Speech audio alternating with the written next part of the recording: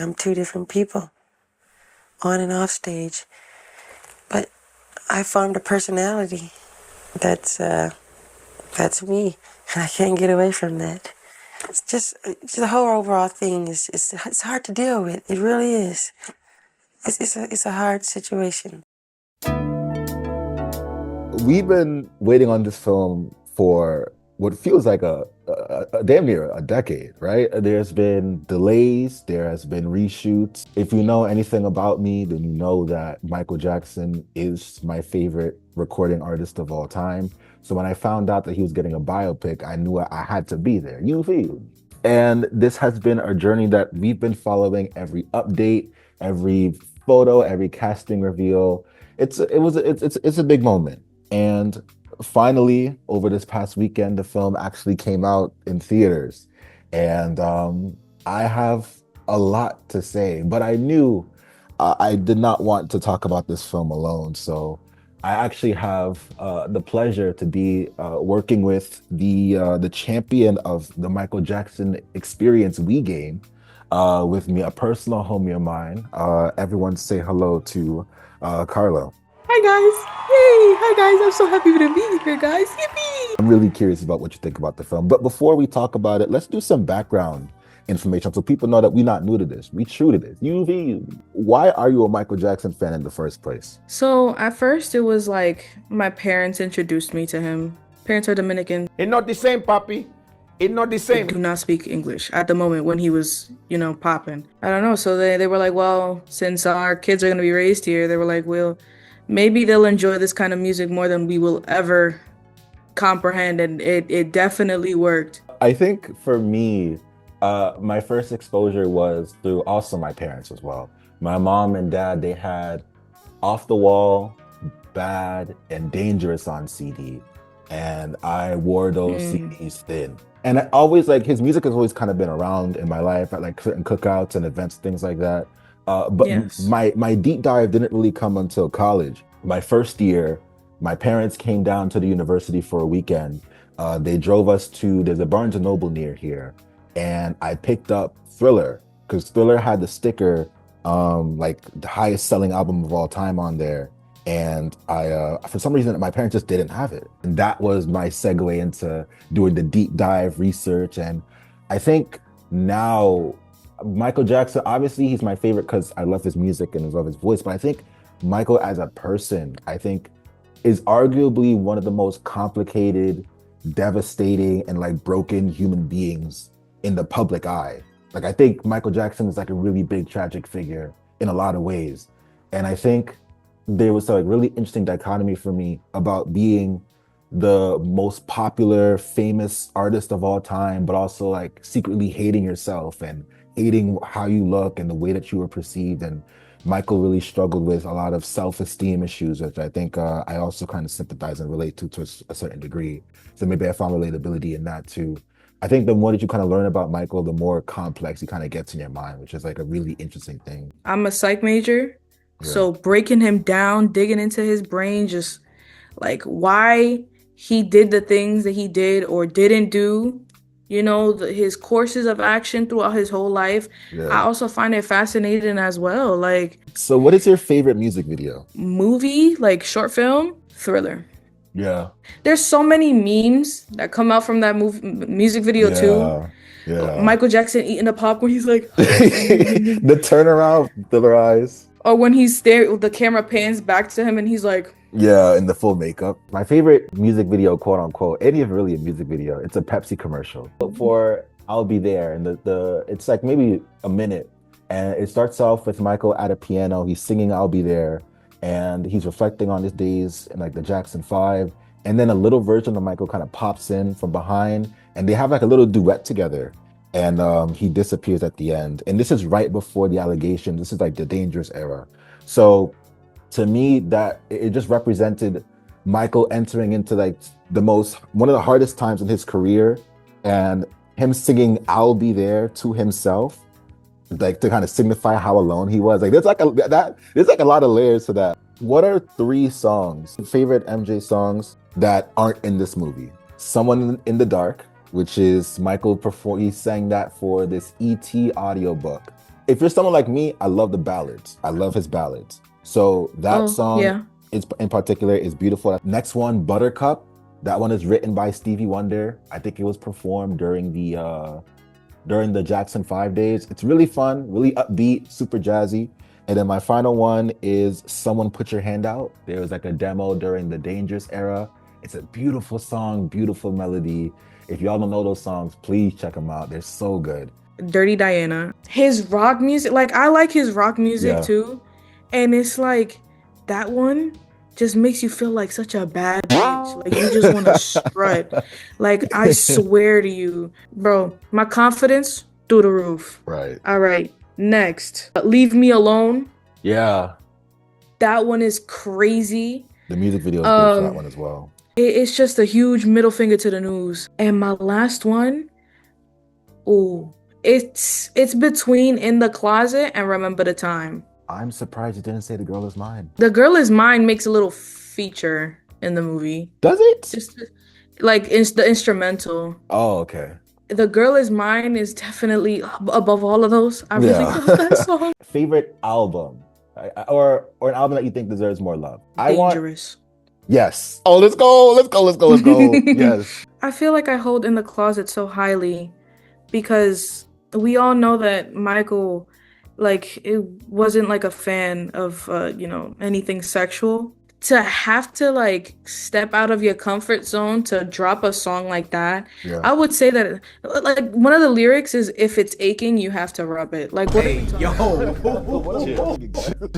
exactly. I'm saying like Any album by the Jacksons, Blame It on the Boogie, Lovely One, Shake Your Body Down to the Ground, the Jacksons have so many underrated songs. Any album from the Jacksons, y'all should play that because the Jacksons is incredible. It's movie time now. This is going to be the spoiler-free section. We're going to go in-depth about everything after this point. So without giving away spoilers, what did you think about the film? So when I watch a movie, if I cry, it has my seal of approval. It was like an emotional roller coaster. Like, mind you, we were kids. We never experienced Michael. We only experienced him through YouTube and vinyls. There were some inaccuracies.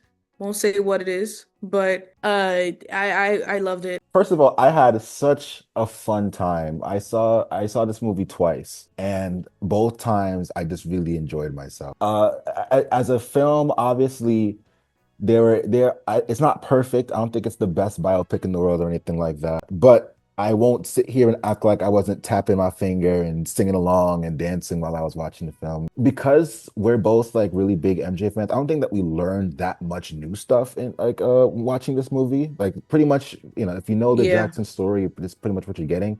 But just for our generation, like the generation that didn't grow up in the 90s, didn't grow up in the 80s, so we never got to experience the hype and him at his apex. To kind of have this to substitute that, it's not a bad substitute.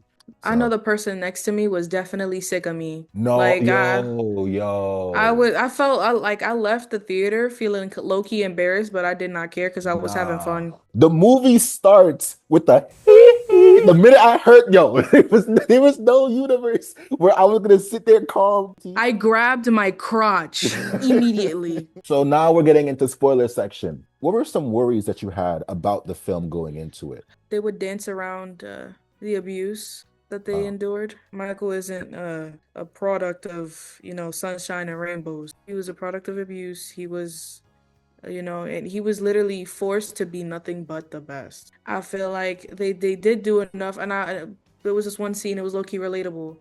Bro had to grab the belt off of the perch and hand it to him.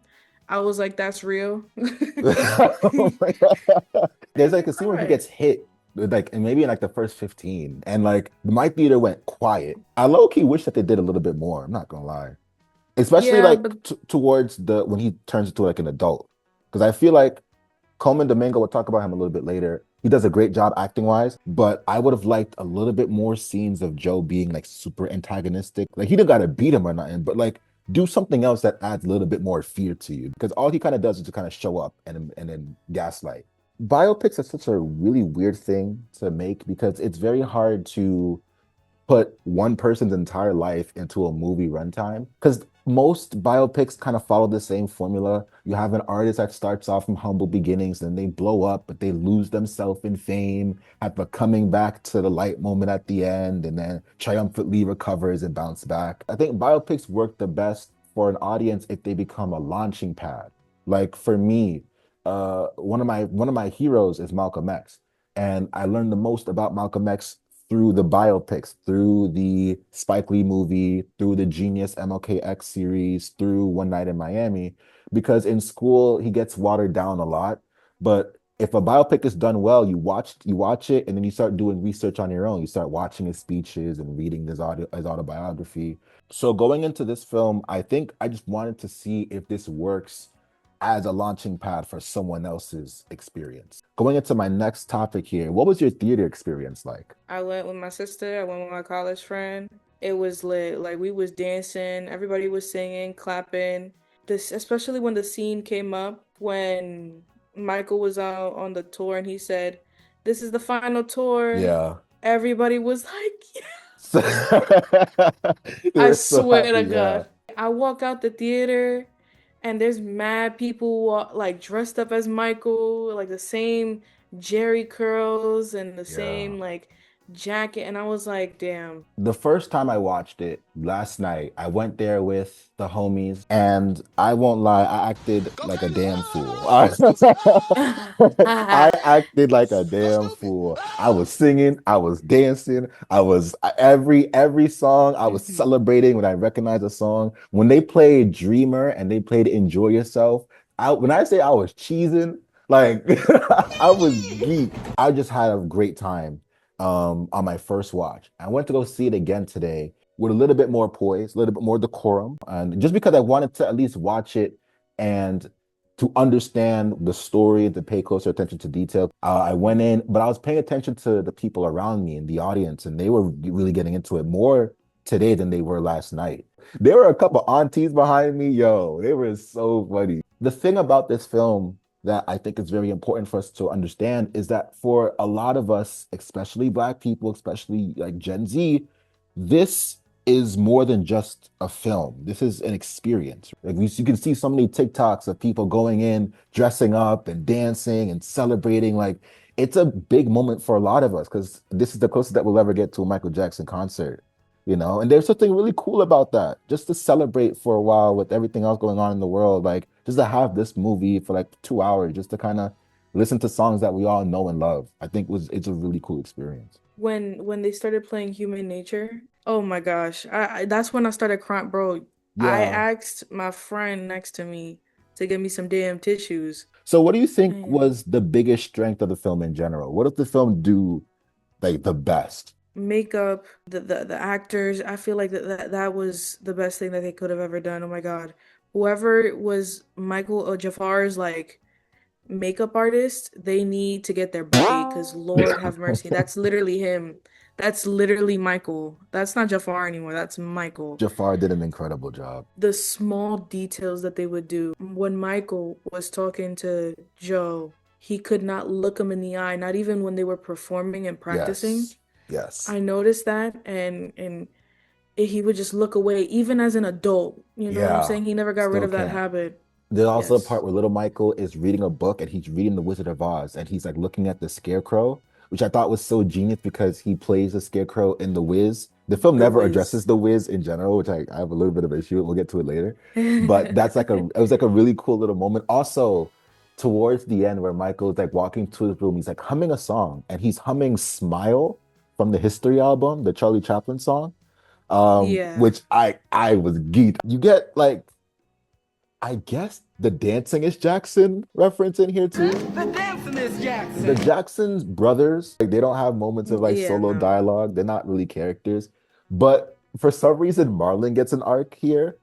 He starts off the film. There, Michael and him are practicing James Brown on the TV, and he tries to do a split, and he fails at first. He can't do it. He needs help getting up, and then they perform it live later on, and he can do the split perfectly and get back up.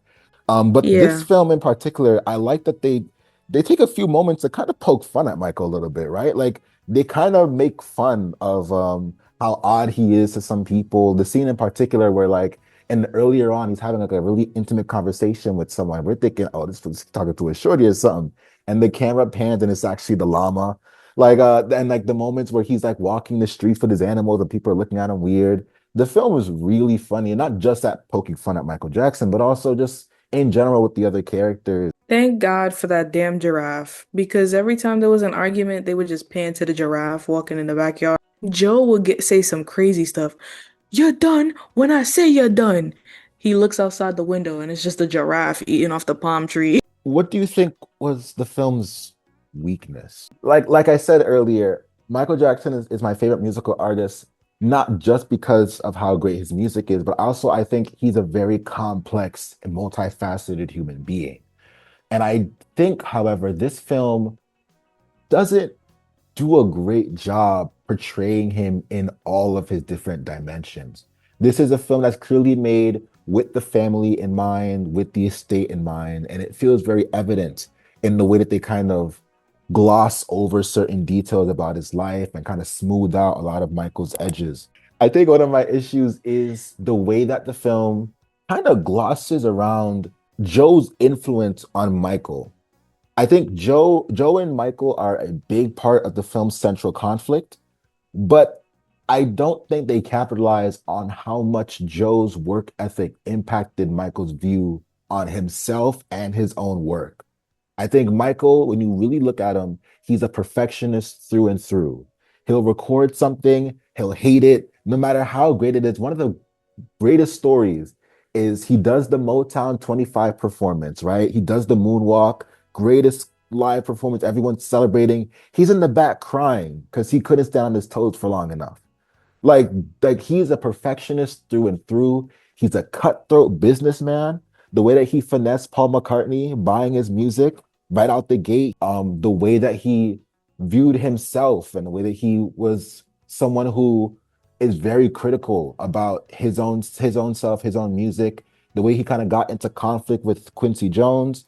Like, I think the film doesn't make Michael as complex as I think that he should be. The role of Quincy Jones in Michael Jackson's life is so impactful, and you can really, with that dynamic, you can take so much time to figure out Michael's style and how it worked with Quincy. Quincy gets maybe 2 or 3 scenes in the film. His role is Yeah. super diminished, and I think when you lose Quincy, you lose moments where him and Michael can go back and forth on this style and this style and trying out different things. You miss out on a whole layer of his producing, his layering, his vocal ability. Another thing that I really wanted to see in the movie that like struggles with is the brothers. I wanted to see how they felt Yeah, about, okay, Michael is doing a solo album. That's fine. But Joe was so adamant on, oh yeah, the Jackson brothers, the Jacksons, the Jackson Five, you yeah, know? What did the brothers have to say about this? I mean, it's not called, I mean, the movie is called Michael, not the Jacksons, but yeah. But still, so that would I have I, added I some that guess. would have added some really interesting tension and conflict. Because let's see how Jermaine, because we know that Jermaine and Michael had a little bit of a dispute. There was a little bit of sibling rivalry there during the time. Yeah. So that would be really cool to see that competitive spirit, like how Michael, like for me, I was talking to everyone about it after we left the film. One of the easiest things you could do with the relationship between Michael and Joe, have a scene where Michael is leading choreographers, leading like Quincy, and he's reciting these same exact lines that Joe was telling him earlier in the movie. Like, let us see the Yes. reflection of Joe in Michael because it's there. It's clearly there. The strive for excellence, the strive for the best. Where does that come from? Like that, it's so clear, and I think the film really kind of missed honing in on that because that could be so interesting to watch. So I wanted to also get into some of the cast. So we have 4 main leads in the film. So we're going to talk about each of them.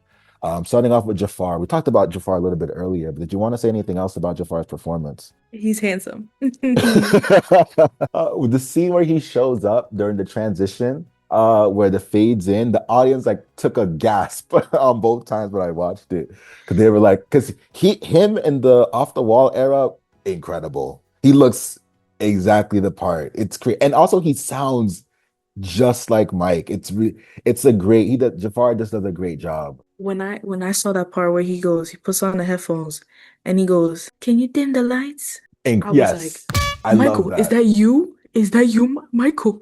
One of the best scenes for me is the scene where Michael goes shopping. He goes into the toy store and there's two characters that show up. It's a mom and it's a son.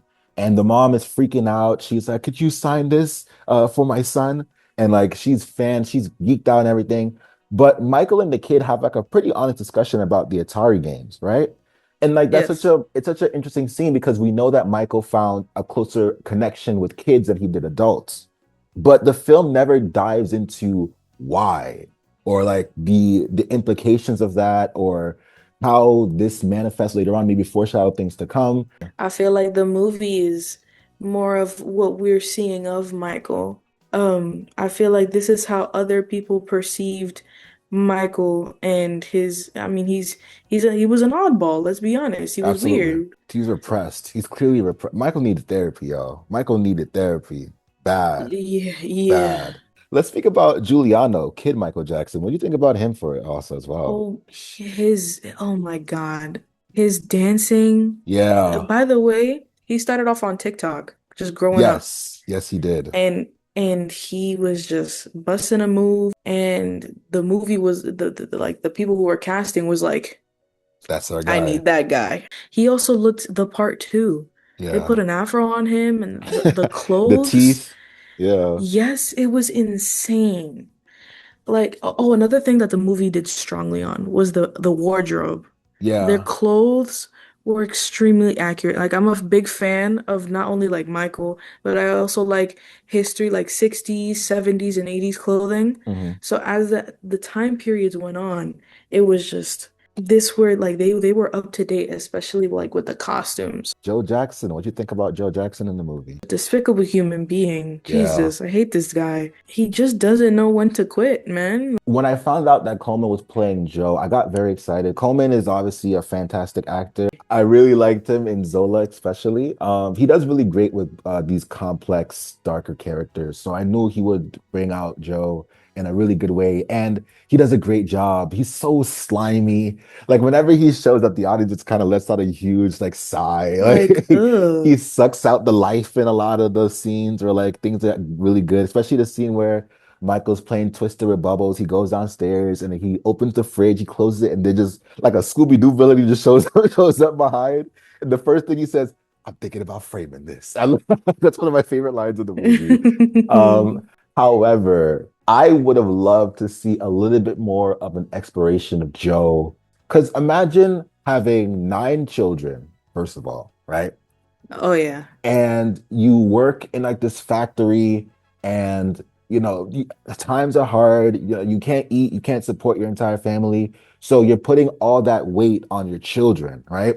But like at the same time, I wanted the film to kind of make the audience wrestle with the fact that yes, we are enjoying the performances, we are enjoying the music, we're enjoying the spectacle of Michael Jackson.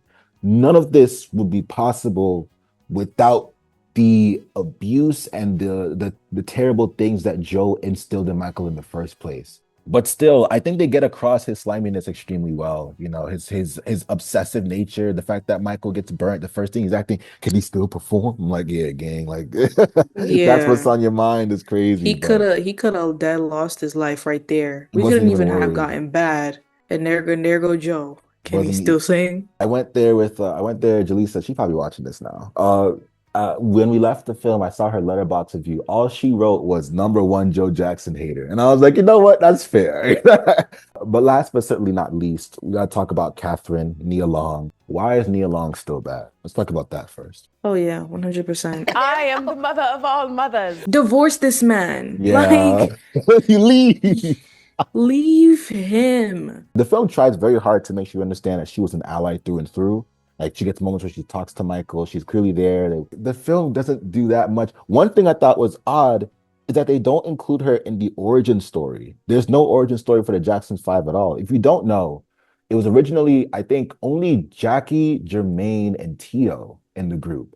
And one time Michael was like making his bed and he was singing, and Catherine heard and she was like, telling Joe, listen, Michael can sing. And Joe's, of course, like, no, Jermaine, the singer, I don't want to hear it. And she was the one that kind of advocated for Joe hearing out Michael in the first place, which I think is a really cool scene you could have added. But the film doesn't really do that. I also like the little thing that they were mentioning, like, oh, Jehovah, that one scene. I like that little Yeah. touch. How do you feel about any of the other characters? Anyone else that stood out to you at all? I feel like the bodyguard was so sweet.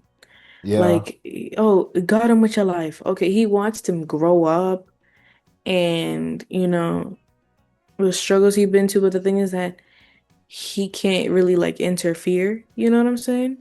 Hmm. But the one part where I was really like, I feel like the bodyguard was like my favorite like side character. Cause when he says, "Oh yeah, it's over, Joe," and walks away, I was Yeah. like, "Damn, you might Great. be Michael himself." Like, come on now, that was so Yeah. much aura. Where's Diana Ross? I'm sorry. Like, I know that she said that she couldn't be in the movie. She didn't want to be in the movie, but like Diana Ross is so important to Michael and the Jackson Five. Her not being in the film, I think, really kind of left this like really big gap. Like the crossover between the Jackson Five into the Jacksons, like it's a big skip of information that they kind of leave out. Let's talk about the performance scenes. Do you have a favorite performance? What do you think about the way there was some standouts? What you think? Human nature, next. It will never get old. I really love human nature. But also, I want to shout out the Bad song. Like, Bad isn't even one of my favorite Michael Jackson songs, but that song takes up a whole new context by the end of the film when you see Michael's been liberated from the control of his father and now is just Yes. able to be by himself on that stage. And the momentum and the hype of that moment, I think, was really captured extremely well in the film. Beat it? Oh, it was so powerful because he saw like gangs and gun violence and Hmm. all these things that needed to be addressed.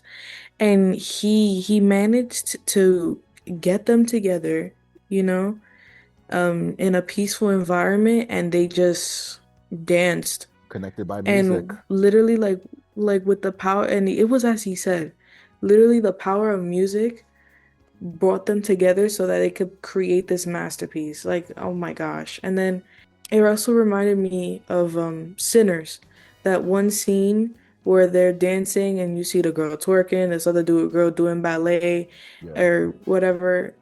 That it reminded me of that scene because the fact that so many cultures have come together, like especially throughout the whole movie, Michael was saying that regardless of black, white, purple, pink, Mhm. music is for everyone. So I feel like the fact that everybody can come together and enjoy, this music, I feel like that's powerful. If you're watching this now and this is your entry point into Michael Jackson, I think this film gives you a lot that I think you should really kind of look into and research a little bit more. Like I think the film kind of skips out on how important the Thriller album was.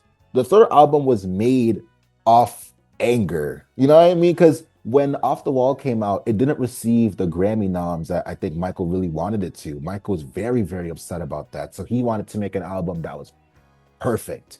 That was the driving force behind that album. And the film never really addresses it. To close up my point, a film like this, especially with us being super big fans, we can nitpick it to death. We can sit there and be like, this isn't accurate, this doesn't happen, this is missing, this is missing. And that's completely fine to do so.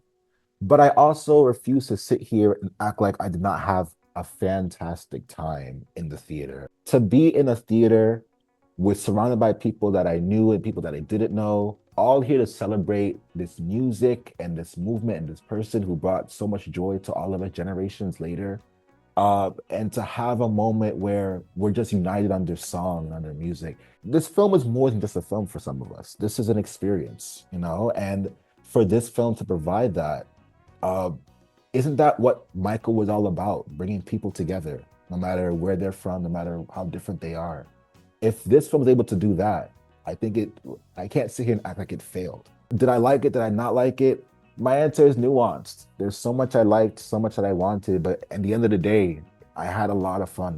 Can I say I love the movie, honestly. I feel like I can't obviously like there are some things that were missing, some things that I wanted to dive deeper in, but I'm sure I like now that I watched the movie, I have higher expectations for the second movie because I did Yeah, not think that I was gonna have so much fun. I was expecting this movie to be absolutely trash. I've been waiting for something like this for so long yeah.